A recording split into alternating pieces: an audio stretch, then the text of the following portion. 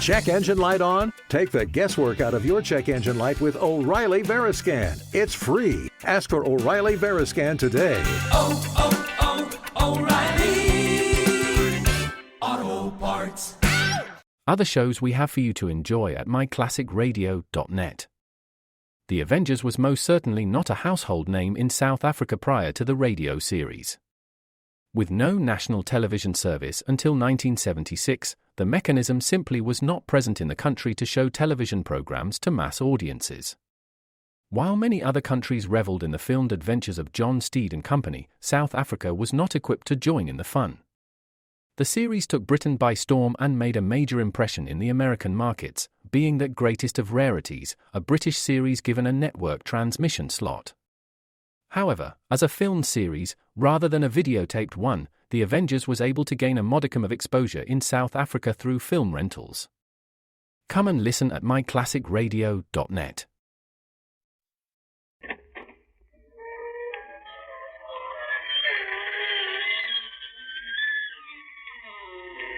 Good evening, friends. This is your host to welcome you through the creaking door into the inner sanctum for another gamble of ghoulish goings-on. Come in. We're celebrating an anniversary here tonight. Our pet vampires, Oscar and Bertha, have been dead just 100 years. They're such a devoted couple. With them, it was love at first sight. In all their years of unholy wedlock, they've argued only once, over the training of their backward son, Abner. Oscar blames the little vampire's shyness on Bertha. She kept insisting that Abner was much too young to be taught the facts of death.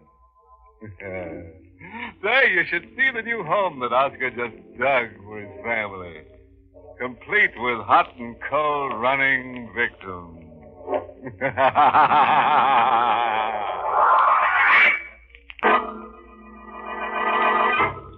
Tonight's Inner Sanctum mystery, Fearful Voyage, was written by Ed Adamson and Robert Sloan, and stars Arnold Moss in the role of Steve, with Elspeth Eric as Rita. All right, folks. Set for another saga in the sanguinary. Well, make yourself comfortable. Sit right next to me. Here, in this coffin. And don't worry about the price of the seat. There's no cover charge. Now let's get to the story as it's told to us by Steve Chapman. Flashes of lightning rip through the black sky in angry silver streaks. The snarling wind whips the sea into a jagged, tossing mountain range of gray water.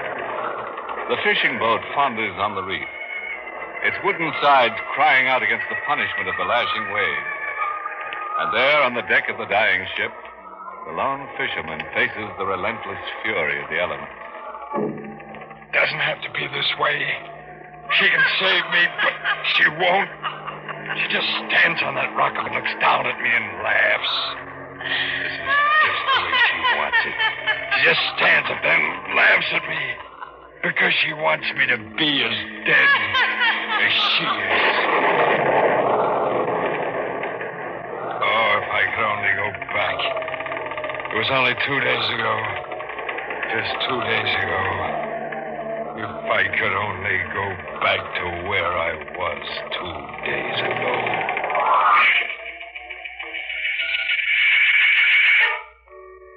The tuna were running, and we were getting the boat ready to go out for the catch.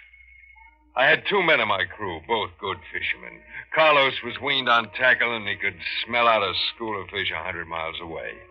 My other hand, Johnny Martin, could handle a line with the best. The engine's in good shape, Steve. All right, Johnny. Carlos, how about the supplies? All stored below, Steve. This time I bring extra bottle of wine. Import stuff. Yeah, straight from your girlfriend's cellar. No, Johnny. This real import stuff. Come from Lisbon. Cost me $8 this much fine wine. I'll show you later. Okay, Carlos. Okay. Hey, look. Why don't you two go over to the cove for a drink? We won't be getting underway for an hour. Hour? But Steve, we are ready now. Rita's coming down. Oh. We're going up the coast to Goldwater before we head out to the banks. Steve, we'll lose 6 or 7 hours. Oh, we'll make it up, Johnny. I'm dropping Rita off at Goldwater. She's going to stay with her sister while we're out. No, Steve, you not do that. What are you talking about? A woman on board, it is bad luck. Yeah, but Rita's my wife. Make no difference. It's bad thing, Steve, to bring a woman on fishing boat. This I know. It bring much bad luck. Listen to him, will you, Johnny? Yeah, it's an old fishing superstition. Please, Steve, you hear what I say. Please. It is truth. Sure. Like breaking a mirror. 7 years Oh, you bad make luck. fun, but it is truth, I say. Come on, Carlos, forget it. Let's get that drink now, huh? No drink, Johnny, yet. Steve, Yeah? you bring wife on boat? Sure I will. You don't think I'd fall for that hokum, do you? You bring wife? Then Carlos does not go. Now, wait a minute. Carlos does not go. Will be bad trip. He does not go if you bring woman on this boat. Carlos wasn't kidding. Carlos was too good a hand to lose. I quieted him down, and he and Johnny went over to the cove. I was down in the cabin when Rita came on board. Hello, Steve. She stood in the doorway holding a suitcase. Every time I looked at Rita, it was like I was seeing her for the first time. She was always new and more beautiful than ever. Young, alive. That's why I tried so hard to hold on to her. What are you looking at? You? Just you, Rita. Something wrong with me? Wrong? You're about perfect. Well, I'm just going to take my bag. Rita, Yeah? you can't come on the boat to Goldwater. Why not? Carlos. Carlos, what's he got to do with it? He won't sail with me if you come aboard. He says it's bad luck to have a woman aboard. Now, I know it sounds foolish, Okay, that's the way it is. but Rita, it isn't that I don't want you. All right, I said it's okay. Rita, What? you go to your sister in Goldwater like you promised? Sure. You promise? Oh, will you stop it? Will you let me alone with that promising business? Well, Rita, it's only because I love you so Yeah. much. I just want to get you out of this town while I'm away. I know you're young. I know it's no fun waiting weeks while I'm away. I don't blame you for going to those dances. You don't blame me. That's nice of you, real nice. What do you expect me to do, sit home and knit? Well, it's just that I don't want you to meet someone else who might Look, wait. Eve. About time I told you something. I did meet someone. I know, Rita. Huh? That's why I asked you to go to your sister's. Won't do any good. I wasn't going to stay in Goldwater anyway. I won't be around when you get back, Steve. Oh, Rita, Now please. don't. Now don't. Let go. No, Rita, you gotta wait for Stop. me. You're knocking me all out. Now let No, go. not until you Get promise your hands me. off of me. I said I can't stand it when you touch me. Oh, Get your Rita. dirty hands off of me. Look at the way they smell of fish. Always pulling me, always grabbing. Makes my stomach turn. All right. I promise you I'll give up fishing. This will be my last trip. I promise. Only you gotta wait. Wait! I wouldn't wait another 2 minutes. I always hated you. And the first time you put those hands of yours on me, I only married you because I needed somebody to take care of me. Oh, no, don't Well, what do you you say that. think I married you for? Because you're young and handsome? Stop it. Young and handsome. Oh, that's a laugh. Did you ever take a look at yourself in a mirror? A good look? Stop it. Oh, I had to make her stop talking that way. So I hit her. She staggered back across the cabin up against the beam. Then she slumped to the floor. I stood over her. A ribbon of blood flowed out of her blonde hair, moved toward my feet. I touched her and I spoke to her. But she was motionless and silent. And dead. Rita was dead. And I killed her. But I didn't mean to. I loved her, but what could I tell them? They wouldn't believe me. I knelt there looking down on her. And then I heard the whistling. Carlos and Johnny were coming back. I lifted Rita in my arms and carried her across the cabin to the chest. I put her in there. I slammed close the lid of the chest just as Carlos and Johnny come down the stairs to the cabin. Well, Steve, Rita get here? Yeah, Johnny. She does not come with us, Steve. No, Carlos. It's better that way. Maybe it is. Hey, Steve. Huh? That's Stu's suitcase over there. That's Rita's, isn't it? She forgot it, maybe. I bring it to her right now. Oh, no. What you got? Wait, we're shoving off right now. What, the bag of Rita? Well, she brought some stuff down for me, some things I forgot. Get the motor started, Johnny. Okay, Skipper. Well, Carlos, what are you standing there for? You heard me. We're shoving off. I hear you, Steve. I hear you.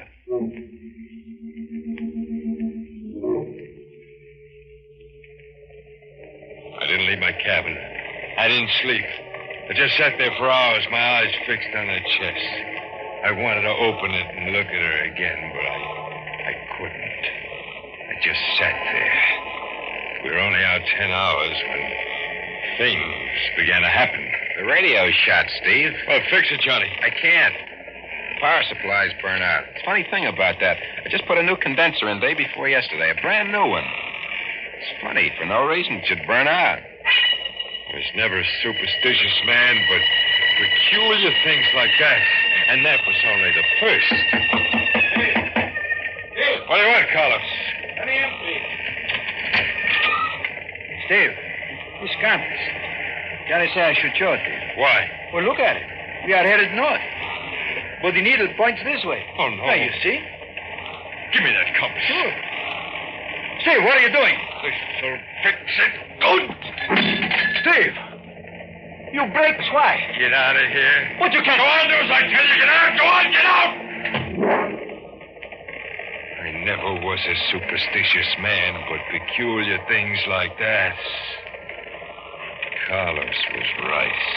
But there was something Carlos didn't know. A woman can curse a ship even after she's dead. Rita's body was in that chest. And that's just where that compass needle pointed. Right straight to Rita.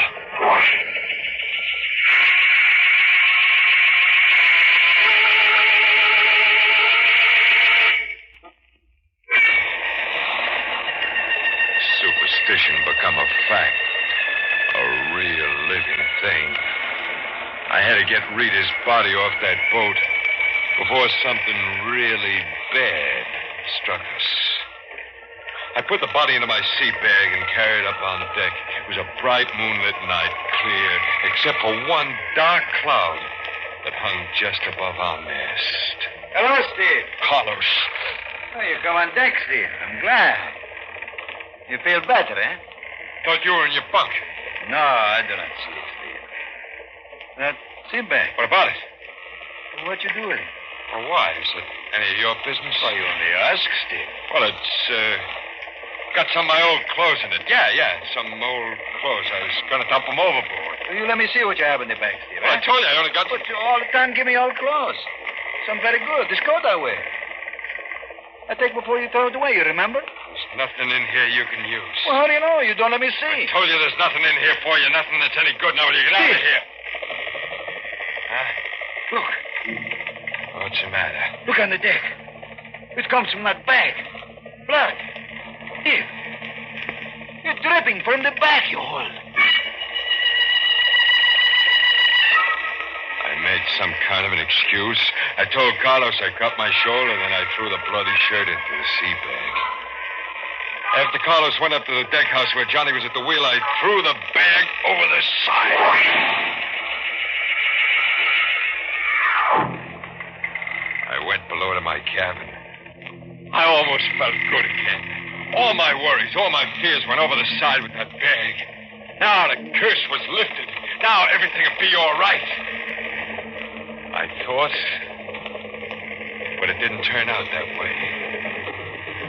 I heard the ship's motor die out. Boat came to a stop. I hurried across the cabin, opened the door, went upstairs to the deck. Steve.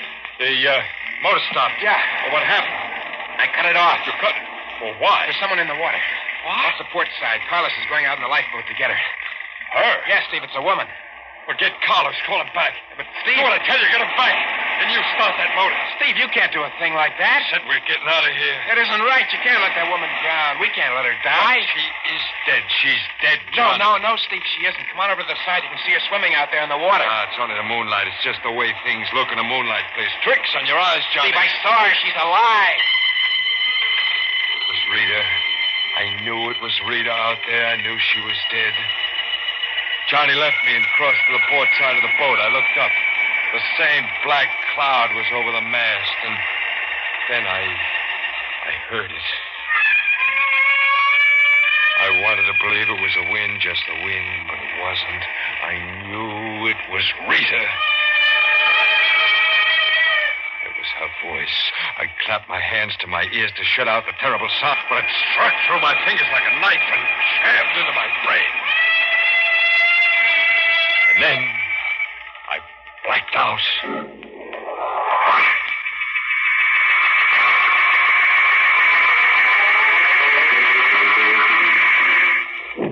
Oh.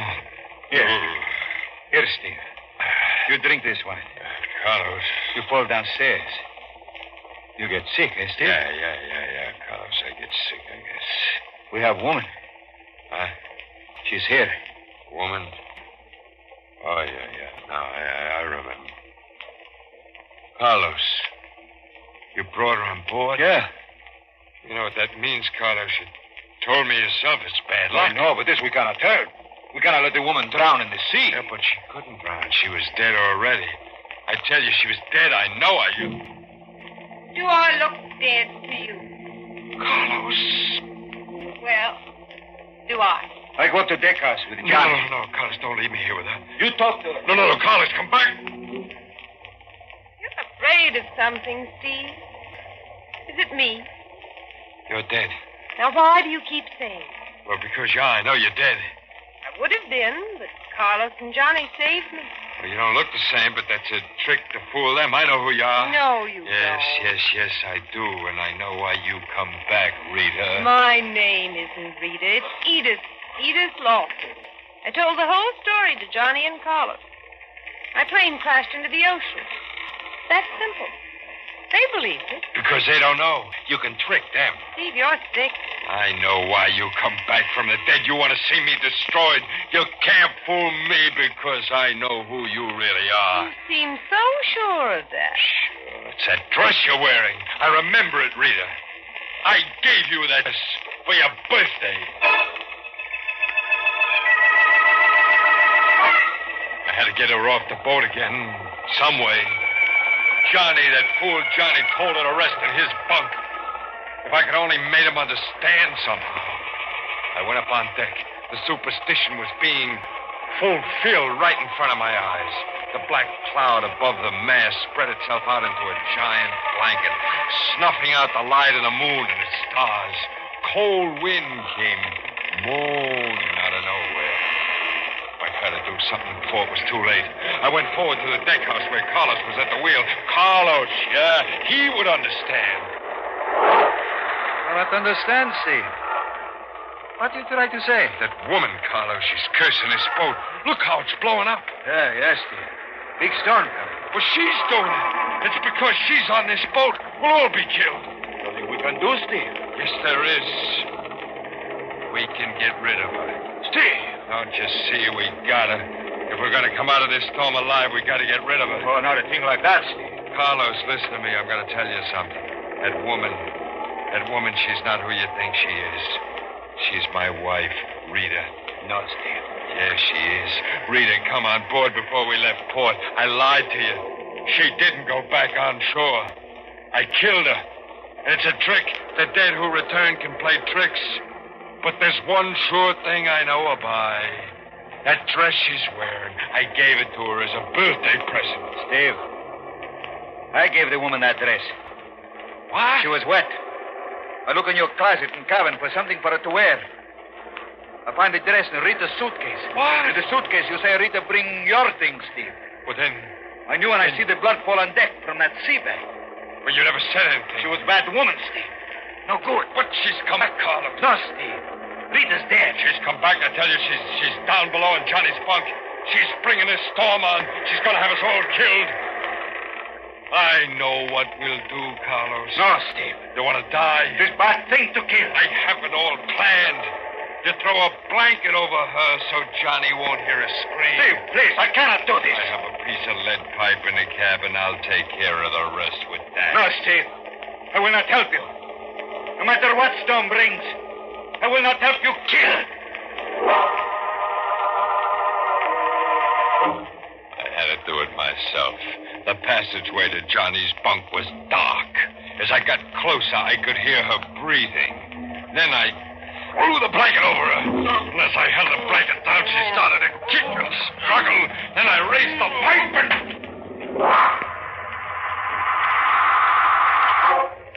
I picked up the lifeless body in the blanket and carried it up to the deck and over to the rail. For a while, I stood on the deck and watched the storm grow and grow. A wind whipped the heavy rain before it. The swelling waves lashed and kicked at the sides of the boat. I almost welcomed the storm because I knew we'd ride through it. She was gone. This time, forever. You enjoying the storm? I wheeled around. She was standing at the top of the stairs. The light from the cabin below made devil's shadows on her face. Mind if I stand here with you? Oh, no, don't you come near me. You're still afraid of Stay me. away, stay away. You mustn't be afraid of me, Steve. I'm not going to die. I'm not going to be dead like you. Why do you think I'm dead? I just killed you again. Again? How can you come back again? I had it all planned perfectly. The pipe. I knew you'd be in Johnny's bunk. I wasn't in Johnny's bunk. Yes, you were. I threw the blanket over you. You killed Johnny. What? Carlos told Johnny wanted me to come up to the deck house, and then Johnny went back to his bunk. It wasn't you. Johnny. I killed Johnny. Steve, we've got trouble. Carlos, Johnny, Real trouble, Steve. The wheel. It will not move. It stays one way. I can do nothing with it. The Carter Reef is ahead. We are coming to it soon. We will go up in the reef. You must get Johnny quick. He can fix the wheel. Johnny is the one who can save us. Johnny was the one who could save us, and Johnny was dead. I killed him. I went to the deck house. Carlos played the light beam on the darkness ahead. Well, I tried the wheel. It wouldn't budge. It was as if an invisible hand was holding the boat on a fixed course. Steve, up ahead. The reef. We've got to get out of here. We're going on the raft. Hurry. I go with him, but something held me in the deck house. It was what I saw at the top of one of the rocks. Rita. It was Rita. She was standing there waving to me. Steve, hurry. It will be too late. They're looking up at Rita as the rocks come closer and closer.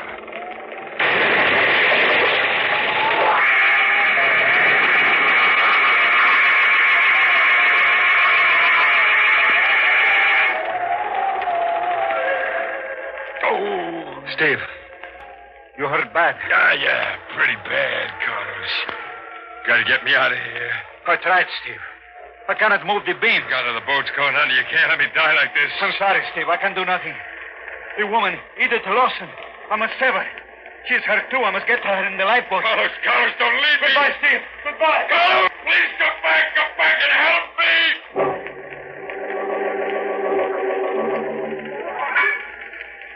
I've been waiting for you, Steve. Rita, help me.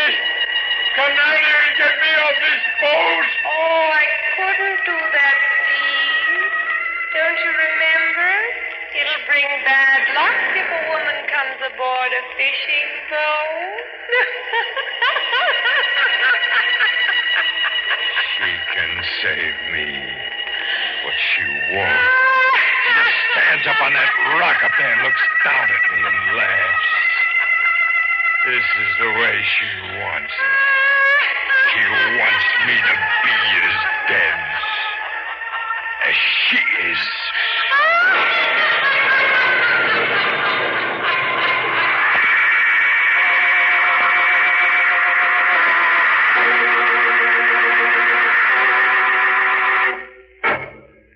Well, that about packs in Steve Chapman. like a salted mackerel. Now you see what can happen when you let your wife go into a dive. Say, here's something for all you folks with troublesome spouses. Watered down theme song composed by the three ancient mariners. Hook, line, and sinker. Now, let's see. How's it go? Oh, yeah. Pack up your wives in your old sea bag and drown, drown, drown.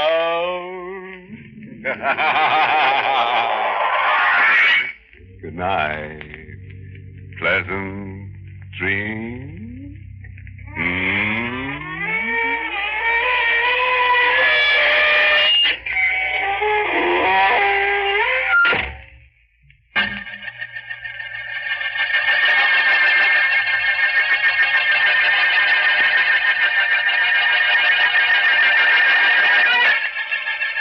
Inner Sanctum was heard in the United States over CBS, the Columbia Broadcasting System. Has been rebroadcast for servicemen and women overseas through the facilities of the United States Armed Forces Radio Service, the voice of information and education.